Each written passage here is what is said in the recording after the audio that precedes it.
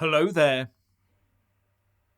So the Tory leadership hopefuls don't like it up 'em. Well, two of them anyway.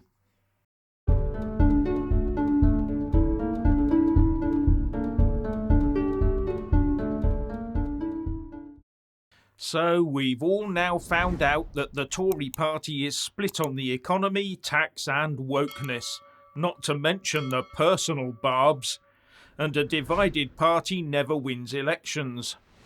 But instead of showing how united they are on general policy, two of the contenders, Liz Truss and Rishi Sunak, have decided to take the rats in a sack fight into the Tory party only arena.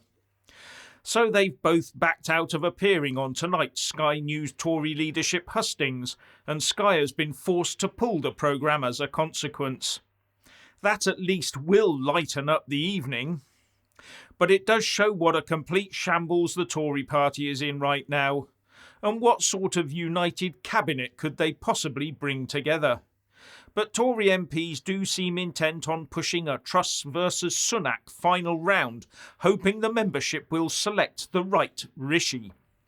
So it's not beyond the bounds of reasonableness to assume there's a lot of coordinated tactical voting going on.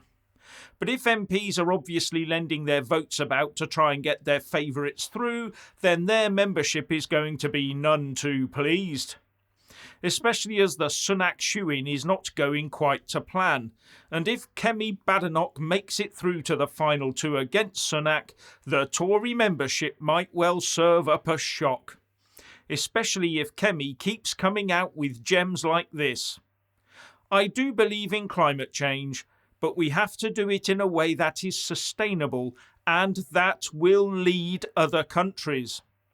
If we damage our economy, they will not follow us, and then we will not solve the problem.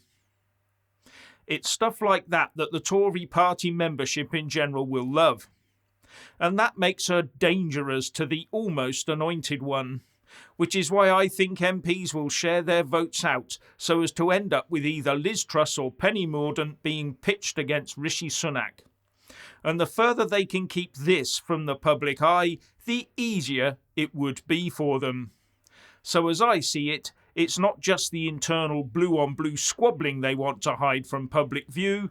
If it's now all kept in-house with no public hustings, then there's less need for them to explain themselves to their members when they don't put forward those that have impressed their membership.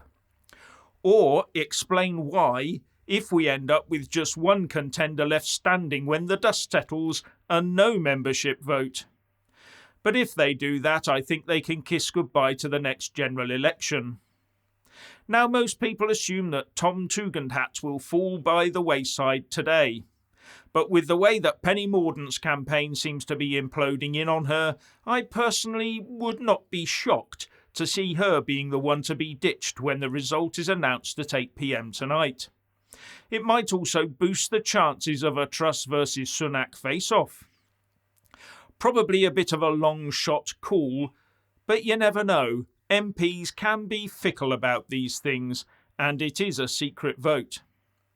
Anyway, the message for me from all of this is that given all this blue-on-blue policy and personal conflict, the Tories are in a lot of trouble.